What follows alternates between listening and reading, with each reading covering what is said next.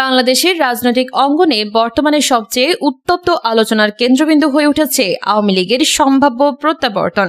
Refined Awami League বা সংস্কারপন্থী আওয়ামী লীগ তত্ত্ব ঘিরে রাজনৈতিক মহলে চলছে নানা জল্পনা কল্পনা, সমীকরণ আর পাল্টা সমীকরণ। সম্প্রতি দৈনিক ইনকিলাবে প্রকাশিত একটি বিশেষ অনুসন্ধানী প্রতিবেদন এই আলোচনাকে নতুন মাত্রা দিয়েছে।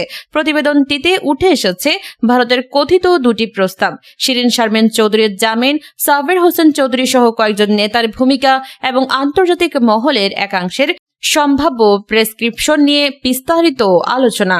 প্রতিবেদনের মূল বক্তব্য অনুসারে বাংলাদেশের রাজনীতিতে আওয়ামী লীগকে পুরোপুরি বাদ দিয়ে স্থিতিশীলতা আনা কঠিন, তবে দলটির ফিরে আসার পথে একটি ক্লিন ইমেজ বা কম বিতর্কিত সংস্করণ তৈরির চেষ্টা চলছে বলে ইঙ্গিত দেওয়া হয়েছে। এর মধ্যে ডক্টর শিরিন শারমিন চৌধুরী ও সাবের হোসেন চৌধুরীর মতো নেতৃত্বকে সামনে রেখে একটি সংস্কারকৃত দল গঠনের সম্ভাবনার কথা উঠে এসেছে। কিন্তু রাজনৈতিক বিশ্লেষকদের একটি বড় অংশ মনে করেন শেখ হাসিনার স্পষ্ট সম্মতি এবং তৃণমূলের সমর্থন ছাড়া এই ধরনের উদ্যোগী সফল হওয়া সম্ভাবনা খুবই কম, কারণ আওয়ামী লীগের সাংগঠনিক কাঠামো এখনো মূলত দলীয় প্রধানের সিদ্ধান্তের উপর নির্ভরশীল।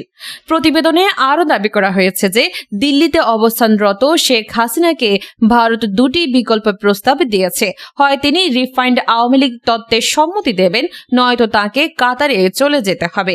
তবে এই খবরকে ভিত্তিহীন ও উদ্ভট বলে উড়িয়ে দিয়েছেন ভারতীয় সাংবাদিকরা। আওয়ামী লীগের শীর্ষ নেতৃত্ব একই সুরে বলেছেন এই ধরনের কোনো প্রস্তাবের কথা তাদের জানা নেই। তারপরও এই আলোচনা রাজনৈতিক মাঠে এক ধরনের অনিশ্চয়তা ও ধোঁয়াশা তৈরি করেছে। কেউ কেউ মনে করছেন এটি শুধু গুজব নয়, বরং পর্দার আড়ালে চলমান কোনো বৃহত্তর সমঝোতার অংশ হতে পারে। দৈনিক ইনকিলাবের প্রতিবেদনে 4 জন বিশিষ্ট রাজনৈতিক ব্যক্তিত্ব ও বিশ্লেষকের মতামত বিশেষ গুরুত্ব সহকারে তুলে ধরা হয়েছে। তাদের মধ্যে একজন অত্যন্ত দৃঢ়তার সঙ্গে বলেছেন আওয়ামী লীগের প্রত্যাবর্তন কেউ ঠেকাতে পারবে না। তার যুক্তি স্পষ্ট, বঙ্গবন্ধু শেখ মুজিবুর রহমানের নামে আওয়ামী লীগ এবং জিয়াউর রহমানের নামে বিএনপি আগামী শত বছরও টিকে থাকবে। বর্তমান অন্তর্বর্তী সরকারের কিছু নীতি ও ব্যর্থতার কারণে মানুষের মধ্যে আওয়ামী লীগের প্রতি সহানুভূতি বাড়ছে। দল নিষিদ্ধ করার সিদ্ধান্ত মানুষের সহজাত আকর্ষণের কারণে উল্টো প্রতিক্রিয়া তৈরি করেছে। তিনি আরও বলেন, মূল নেতারা দেশের বাইরে থাকলেও দেশে এখনো কোটি কোটি সমর্থক রয়ে গেছেন। জামায়াতে ইসলামী ও অন্যান্য দলের অতি বাড়াবাড়ি রাজনীতি আওয়ামী লীগকে আবার অপরিহার্য করে তুলছে। একই প্রতিবেদনে আরেকজন বিশ্লেষক সম্পূর্ণ বিপরীত অবস্থান নিয়েছেন। তার স্পষ্ট মত, কোনোভাবে আওয়ামী লীগকে ফিরতে দেওয়া উচিত নয়। তিনি আশঙ্কা প্রকাশ করেছেন যে আওয়ামী লীগ যদি ফিরে আসে তাহলে আসন্ন সিটি কর্পোরেশন নির্বাচনে হিন্দু ভোট সহ বিভিন্ন সমীকরণে বিএনপির জন্য বড় ধরনের রাজনৈতিক বিপর্যয় ঘটতে পারে। তার মতে বর্তমান পরিস্থিতিতে আওয়ামী লীগের যে কোনো ধরনের পুনরুত্থান বিএনপির জন্য মারাত্মক হুমকি।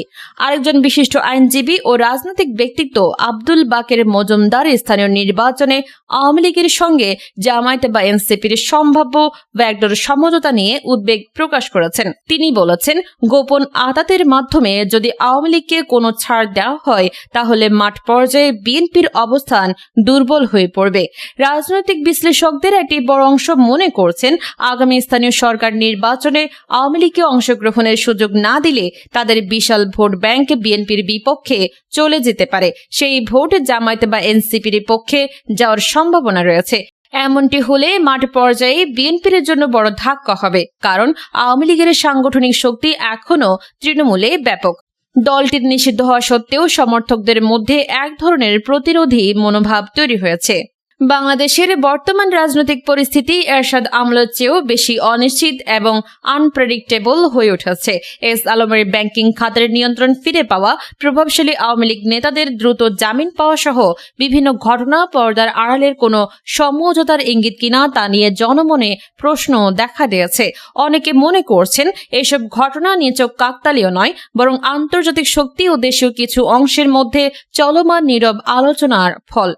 এই প্রসঙ্গে রাজনৈতিক বিশ্লেষকরা বলছেন, আওয়ামী লীগের রাজনীতি কখনোই শুধু শীর্ষ নেতৃত্বের উপর নির্ভর করে না। দলটির তৃণমূল সংগঠন এখনো অত্যন্ত শক্তিশালী।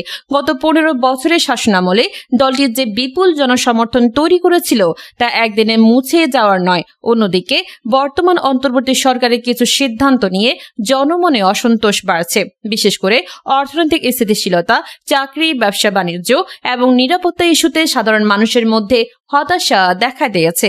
এই হতাশা আওয়ামী লীগের প্রতি সহানুভূতি বাড়িয়ে তুলছে বলে অনেক বিশ্লেষক মনে করেন। আরেকটি গুরুত্বপূর্ণ দিক হল আন্তর্জাতিক ভূরাজনীতি। বাংলাদেশের অভ্যন্তরীণ রাজনীতিতে ভারত, যুক্তরাষ্ট্র সহ বেশ কয়েকটি দেশের স্বার্থ জড়িত। ভারতের সঙ্গে বাংলাদেশের দ্বিপাক্ষিক সম্পর্ক সবসময় স্পর্শকাতর। তাই আওয়ামী লীগের ভবিষ্যৎ নিয়ে দিল্লির যে কোনো মতামত বা প্রস্তাবের গুরুত্ব অপরিসীম। একই সঙ্গে পশ্চিমা দেশগুলো গণতন্ত্র, মানবাধিকার ও নিরপেক্ষ নির্বাচনের দাবিতে সোচ্চার। এসব কারণে আওয়ামী লীগের ফিরে আসার বিষয়টি শুধু অভ্যন্তরীণ রাজনীতির বিষয় নয়, বরং আঞ্চলিক ও আন্তর্জাতিক সমীকরণের অংশ হয়ে দাঁড়িয়েছে। তবে সবচেয়ে বড় প্রশ্ন হলো, আওয়ামী লীগ কি তার পুরনো শক্তি ও সাংগঠনিক কাঠামো নিয়ে ফিরবে, নাকি নতুন কোনো মোড়কে আবির্ভূত হবে?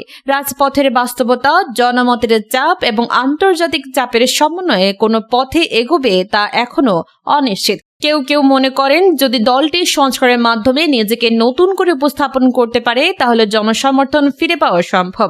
আবার অনেকে বলছেন, শেখ হাসিনার নেতৃত্ব ছাড়া দলের মূল শক্তি ফিরে আসবে না। স্থানীয় সরকার নির্বাচনকে সামনে রেখে এই আলোচনা আরও তীব্র হয়েছে। বিএনপি ও তার মিত্ররা চাইছে আওয়ামী লীগকে যতদূর সম্ভব দূরে রাখতে, কিন্তু ভোটের রাজনীতিতে বাস্তবতা ভিন্ন। আওয়ামী লীগের ভোট ব্যাংকে উপেক্ষা করলে বিএনপির জন্য ঝুঁকি তৈরি হতে পারে। জামায়াত ও এনসিপির মতো দলগুলোর উত্থানও এই সমীকরণকে জটিল করে তুলেছে। সব মিলিয়ে বাংলাদেশের রাজনীতি আজ এক অনিশ্চয়তার মোড়কে। দৈনিক ইনকিলাবের প্রতিবেদন শুধু একটি খবর নয়, বরং এটি বৃহত্তর রাজনৈতিক প্রক্রিয়ার আয়না। শেষ পর্যন্ত কোন পথে এগোবে দেশের রাজনীতি তা নির্ভর করছে রাজপথের গতিবিধি, জনমতের চাপ এবং আন্তর্জাতিক শক্তিগুলোর ভূমিকার উপর। আওয়ামী লীগের সম্ভাব্য প্রত্যাবর্তন শুধু একটি দলের ফিরাসা নয়, বরং বাংলাদেশের গণতান্ত্রিক ভবিষ্যৎ ও ক্ষমতার সমীকরণের একটি নতুন অধ্যায়ের সূচনা হতে পারে। বাংলাদেশের রাজনৈতিক অঙ্গনে বর্তমানে বিএনপির কৌশল একটি গুরুত্বপূর্ণ আলোচনার বিষয়। ফেব্রুয়ারি 12, 2026 অনুষ্ঠিত ত্রয়োদশ জাতীয় সংসদ নির্বাচনে বিএনপি 2/3 বেশি আসন জিতে নিরঙ্কুশ সংখ্যাগরিষ্ঠতা অর্জন করে সরকার গঠন করেছে। তারেক রহমান প্রধানমন্ত্রী হিসেবে শপথ নেওয়ার পর দলটির কৌশল এখন আর শুধু নির্বাচনী প্রচার বা বিরোধী দলের ভূমিকায় সীমাবদ্ধ নয়, বরং সরকারের পরিচালনা, রাষ্ট্রীয় সংস্কার, অর্থনৈতিক পুনরুদ্ধার এবং জনকল্যাণমূলক কর্মসূচি বাস্তবায়নের উপর কেন্দ্রীভূত হয়েছে। বাংলাদেশ আগে স্লোগানকে কেন্দ্র করে দলটি এখন একটি সুস্পষ্ট, কর্মমুখী এবং জনকেন্দ্রিক কৌশল অনুসরণ করছে।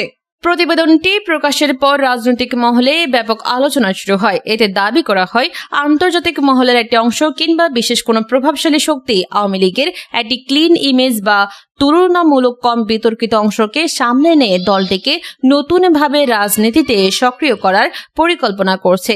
এই ধারণা ঘিরে ক্ষমতাসীন ও বিরোধী উভয় শিবিরেই নানা প্রতিক্রিয়া দেখা যাচ্ছে। প্রতিবেদনে সম্ভাব্য নেতৃত্ব হিসেবে কয়েকজন তুলনামূলক গ্রহণযোগ্য ও কম বিতর্কিত নেতার নাম উঠে এসেছে। তাদের মধ্যে রয়েছেন সাবেক স্পিকার ডক্টর শিরিন শারমিন চৌধুরী এবং সাবেক মন্ত্রী সাবের হোসেন চৌধুরী। বিশ্লেষকদের একাংশ মনে করছেন, এ ধরনের নেতৃত্বের মাধ্যমে একটি সংস্কারকৃত আওয়ামী লীগ গঠন করা হলে তা দেশীয় আন্তর্জাতিক মহলে গ্রহণযোগ্যতা পেতে পারে। তবে এই তত্ত্বের বিরোধিতা করে অনেকে বলছেন, দলটির প্রতিষ্ঠিত কাঠামো এবং তৃণমূলের সমর্থন ছাড়া এমন কোনো উদ্যোগ সফল হওয়ার সম্ভাবনা খুবই কম। বিশেষজ্ঞদের মতে আওয়ামী লীগের রাজনীতি দীর্ঘদিন ধরে কেন্দ্রীভূত নেতৃত্বের উপর নির্ভরশীল। দলীয় প্রধানের সিদ্ধান্ত এখানে মুখ্য ভূমিকা পালন করে। ফলে বর্তমান নেতৃত্বকে পাশ কাটিয়ে নতুন কোনো কাঠামো তৈরি করার চেষ্টা বাস্তবতার সঙ্গে কতটা সামঞ্জস্যপূর্ণ তা নিয়ে প্রশ্ন থেকেই যায়। প্রতিবেদনটিতে আর একটি বিতর্কিত দাবি করা হয়েছে, যেখানে বলা হয় বিদেশে অবস্থানরত শেখ হাসিনাকে নাকি একটি প্রভাবশালী দেশ থেকে দুটি বিকল্প প্রস্তাব দেওয়া হয়েছে। একটি হলো সংস্কারকৃত আওয়ামী লীগের ধারণায় সম্মতি দেওয়া, অন্যটি হলো অন্য দেশে চলে যাওয়া।